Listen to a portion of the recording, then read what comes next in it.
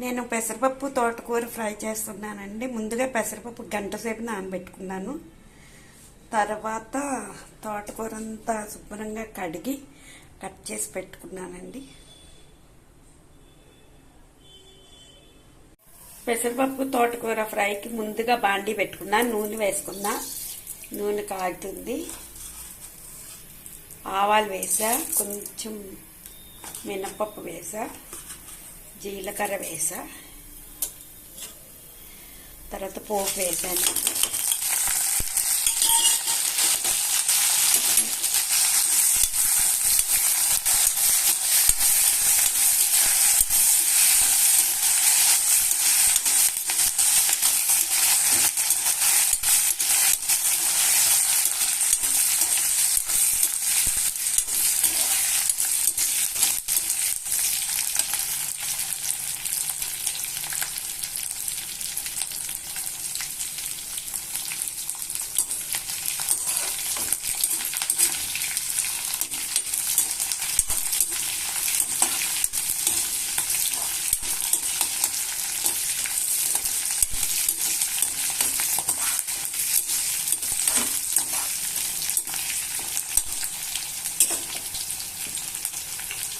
పోపు వేగిపోయింది. తర్వాత తోటకూర వేసేస్తా.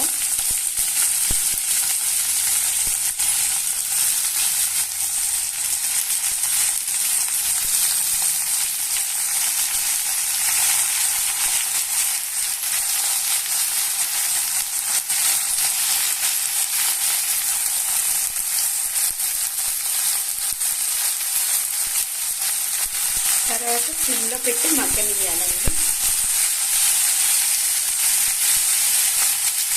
ఇది కొంచెం మగ్గింది కదండి. ఇప్పుడు కొంచెం పసుపు,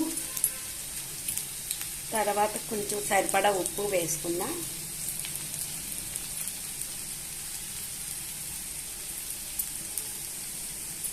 మూత పెట్టేద్దాం, మగ్గుతుంది.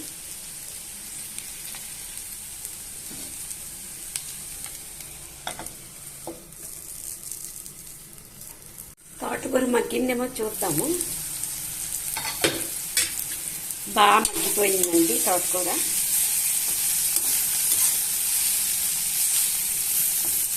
ఇప్పుడు మనం నానబెట్టుకున్న పెసరపప్పు ఉంది కదా, దాంట్లో నీళ్లు తీసేయాలండి. ఇదిగో నీళ్ళు మొత్తం తీసేసిన తర్వాత దీన్ని ఇలాగా పైన వేసేయాలండి.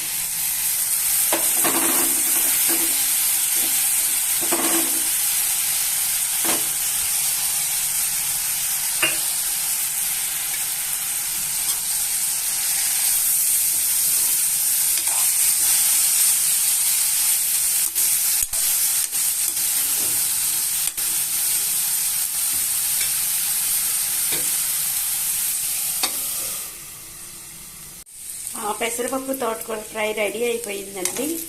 ఒకవేళ ఎవరికైనా పెసరపప్పు నానలేదు అని అనుకుంటే పైన కొంచెం ఇట్లా నీళ్ళు జిమ్మండి, చాలు. ఎక్కువ నీళ్ళు అక్కర్లే, కొంచెం అలా జిమ్మితే కాదండి, అదే ఉడికిపోతుంది. ఇలా పొడి పొడిగా వస్తుంది చూడండి. అప్పుడు సరే, ఇలా పొడి పొడిగా కదా రెడీ అయిపోయిందండి.